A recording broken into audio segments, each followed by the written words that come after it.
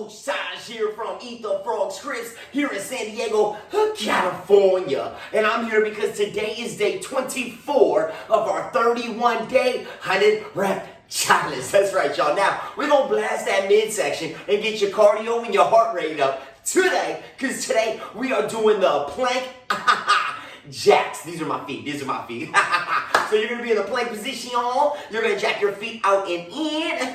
You're going to put that work in. That's what I'm talking about. So what we want to do, we want to come down to the regular plank position. So you're in the low plank position on your forearms. So what I recommend is that you step your feet back to about hip width and you lower yourself down to your forearms. You can also just come from a kneeling position, drop down to your forearms, make sure that your elbows are directly under your shoulders. Now before you pop straight up, let's go ahead and tuck our pelvis. So you wanna tuck your pelvis like you're bringing your waistline to your chin, and you know you're about to get it in. So once again, having your elbows under your shoulders, you can either have your palms on the floor, you can also have your hands together. It's totally personal preference. Now from here, we're gonna pop up into that low plank, but off our knees onto our toes. Now notice, my feet are about hip width, my pelvis is tucked, my core is tight, and my joints are stacked. I keep my eyes right around where my fingertips lie to keep my neck nice and straight, and that will allow me to really keep my spine protected as I amp up that core drive. Now, from here, I'm just gonna jack my feet out and in.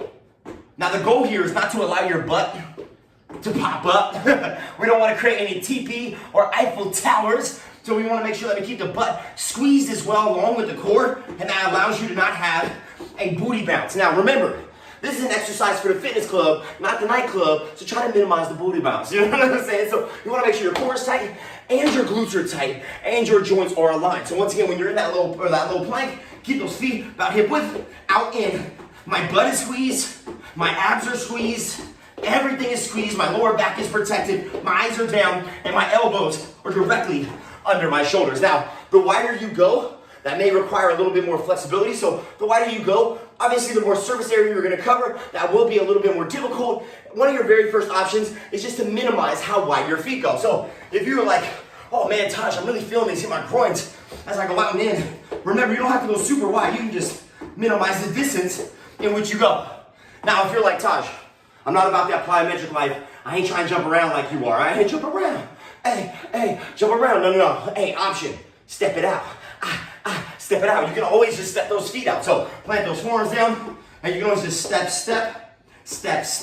Now if you're doing that out, in, make sure you're alternating which foot is initiating the movement so you get an even amount of work on each side. Now, if you're like, Taj, I'm just not coordinated enough, out, in, up, down, in, out, left, right, I don't know. Well, guess what? You can just do one leg at a time. So you're gonna be back in that low plank again.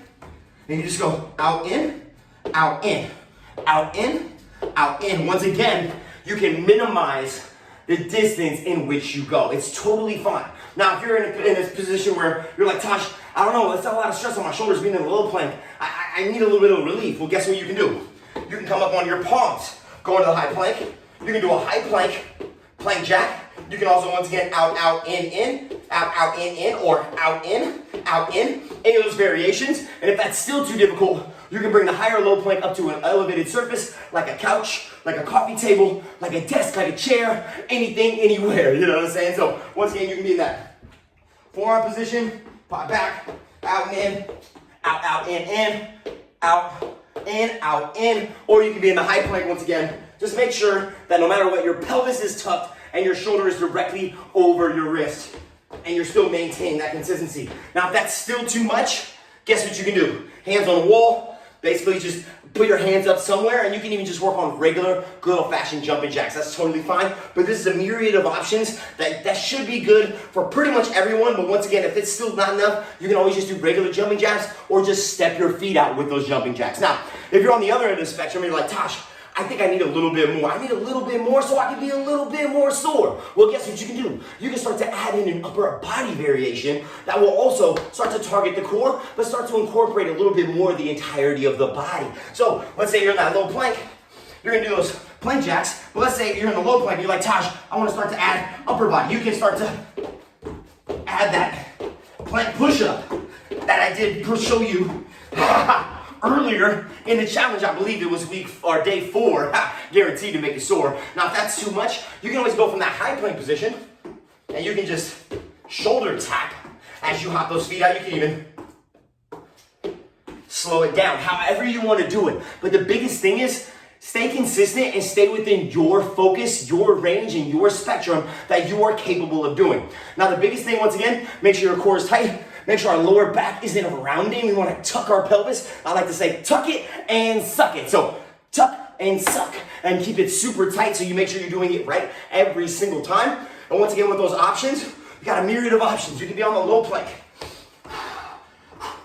You can either step your feet out and in. You can just minimize the range in which how far those feet go. You can also just go out, in, out, in. You can do this from the high plank, whether it's a little bit more, a little bit less, smaller steps. Maybe it's out, out, in, anything from the high plank. You can also do either of those variations on the couch. Now remember the regular variation, you're just on those forearms. You're just going out, in, as wide as you can go. Still keeping your booty squeezed, pelvis tucked, core tight.